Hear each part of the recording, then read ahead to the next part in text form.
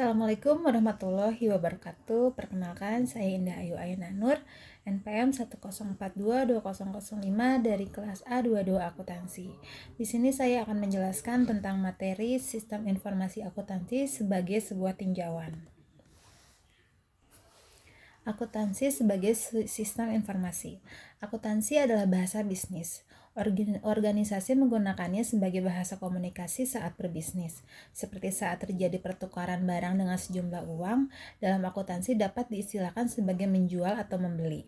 Akuntansi didefinisikan sebagai seni bagaimana mencatat, mengelompokkan, meringkas, dan melaporkan transaksi bisnis. Akuntansi adalah proses pencatatan, pengelompokan, peringkasan, dan pelaporan transaksi bisnis. Informasi memiliki nilai ekonomi jika mampu memfasilitasi keputusan pengalokasian sumber daya. Informasi berguna juga mendukung suatu sistem untuk mencapai tujuan. Pengguna informasi akuntansi ada dua kategori, yaitu pengguna eksternal dan pengguna internal. Semua organisasi membutuhkan informasi untuk membuat keputusan yang efektif. Untuk membuat keputusan efektif, organisasi harus menentukan keputusan apa yang perlu mereka buat, informasi apa yang mereka perlukan untuk membuat keputusan, dan mengumpulkan dan mengolah data yang diperlukan untuk menghasilkan informasi. Kemudian selanjutnya ada sistem informasi akuntansi dan organisasi perusahaan. Akuntansi sebagai suatu sistem informasi mengidentifikasikan, mengumpulkan, memproses, dan mengomunikasikan informasi ekonomi mengenai suatu entitas ke berbagai kelompok. Informasi adalah data yang dimiliki organisasi yang mendukung ketepatan pengambilan keputusan. Sistem merupakan sekumpulan sumber daya yang saling terkait untuk mencapai suatu tujuan. Sistem informasi akuntansi adalah kumpulan sumber daya yang dirancang untuk mengubah data keuangan dan data lainnya ke dalam informasi. Kemudian selanjutnya ada fungsi sistem informasi akuntansi. Itu salah satunya pertama untuk mendukung aktivitas perusahaan sehari-hari. Kemudian yang kedua ada mendukung proses pengambilan keputusan. Kemudian selanjutnya ada membantu pengelola perusahaan dalam memenuhi tanggung jawabnya kepada pihak eksternal. Selanjutnya ada peran sistem informasi akuntansi. Itu satu, untuk mengumpulkan dan memasukkan data ke dalam sistem informasi akuntansi.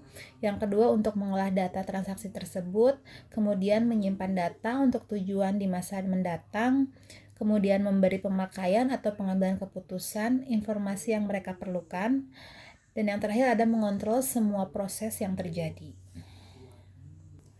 Selanjutnya di sini kita ada bagian informasi dan rangkaian pengambilan keputusan. Itu yang pertama kita dapat informasi, itu informasi, kemudian penggunanya bisa mengambil proses pengambilan keputusan tuh, keputusan A atau keputusan B atau keputusan C. Kemudian keputusan itu menjadi informasi kembali atau untuk menjadi proses pengambilan keputusan dan sampai akhirnya menjadi keputusan.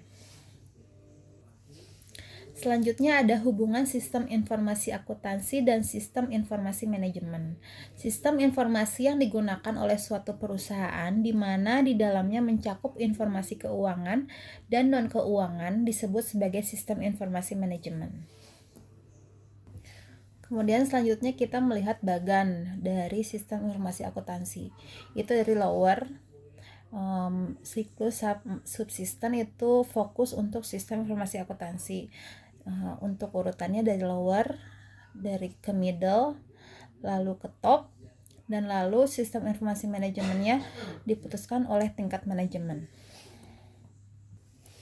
Selanjutnya ada sistem. Sistem adalah kumpulan komponen apapun baik fisik maupun non-fisik yang saling berhubungan satu sama lain dan bekerja sama secara harmonis untuk mencapai satu tujuan tertentu.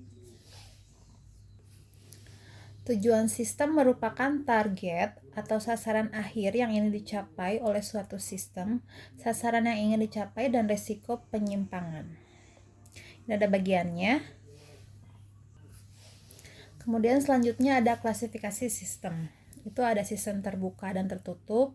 Yang kedua ada sistem buatan manusia dan buatan Tuhan. Yang ketiga ada sistem berjalan dan konseptual. Yang keempat ada sistem sederhana dan kompleks. Yang kelima ada sistem yang kinerjanya dapat dipastikan dan tidak. Kemudian selanjutnya ada sistem sementara dan selamanya. Ada juga sistem yang ada secara fisik dan abstrak.